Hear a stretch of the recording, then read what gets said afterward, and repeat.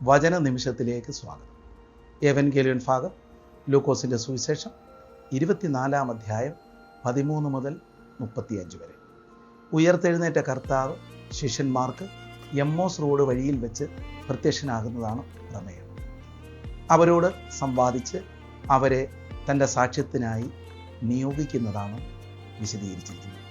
3 ധ്യാനചിന്തകൾ. 1. Disguised Christ on the road. വഴിയിൽ മറഞ്ഞിരിക്കുന്ന ക്രിസ്തുവിനെ പറ്റിയാണ്. അവർ അന്ന് രാത്രി തന്നെ ക്ലെയോപാവും വേറൊരു ശിഷ്യനും യാത്രയാകുകയാണ്.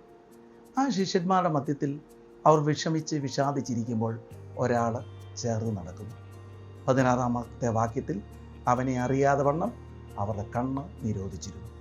സുഹൃത്തെ, നമ്മുടെ വഴിത്താരകളിലൊക്കെ ഇങ്ങനെ മറഞ്ഞിരിക്കുന്ന ഒത്തിരി ക്രിസ്തുഭാവങ്ങളുണ്ട് കേട്ടോ. സാധാരണ ആളുകളായിരിക്കാം അവർ, ഒരിക്കലും പ്രതീക്ഷിക്കാത്ത ആളുകളായിരിക്കാം. അവർ നമ്മുടെ ജീവിതത്തിൽ ഇടപെടും. പ്രവാചകന്മാർ മുതൽ അവർക്ക് കർത്താവിൻ്റെ സഹനത്തെപ്പറ്റി പറഞ്ഞിരിക്കുന്നതെല്ലാം വ്യാഖ്യാനിച്ചു കൊടുക്കുകയാണ്.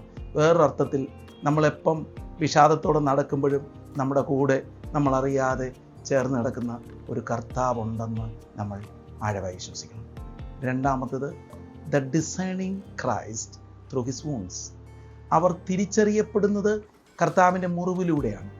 നമ്മൾ വായിക്കുന്നു, അവൻ പോകുന്ന ഗ്രാമത്തോട് അടുത്തപ്പോൾ അവൻ മുന്നോട്ട് പോകുമ്പോൾ അവർ പറയുക, വാ ഞങ്ങളോട് പോകണം ഭക്ഷണം കഴിക്കാനായിട്ട്. അപ്പമെടുത്ത് നുറുക്കിയപ്പോൾ അവരെന്നെ കാണുകയാണ്. 30-31 വാക്യങ്ങളിൽ അവൻ അപ്പമെടുത്ത് മുറിച്ചു. അപ്പോൾ ആ മുറിക്കുന്ന ആ സമയത്ത് അവർ അവൻ്റെ വിരലിടെ കൂടെ അവൻ്റെ മുറിവുകൾ കാണുകയാണ്.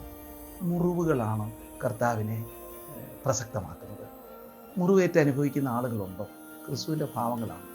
എപ്പം മുറിവിലേക്ക് നമ്മുടെ ശ്രദ്ധ കേന്ദ്രീകരിക്കുമ്പോഴും അവിടെ ക്രിസ്തു ഉണ്ട് എന്ന് നമ്മൾ മനസ്സിലാക്കുന്നു. 3. The departing disciples with the burning heart. അന്ന് രാത്രി തന്നെ അവർ തിരിച്ചു പോവുകയാണ് സുഹൃത്തെ. 32-33 വാക്യങ്ങളിൽ അവർ എരിയുന്ന ഹൃദയവുമായി അവർ പോകുന്നു. ജ്വലിക്കുന്ന ഹൃദയവുമായി മടങ്ങുന്ന ശിഷ്യന്മാരാണ്. എവിടെ അവനെ ക്രൂശിച്ചോ അവിടേക്ക് അന്ന് രാത്രി തന്നെ അവർ മടങ്ങിയെത്തുകയാണ്.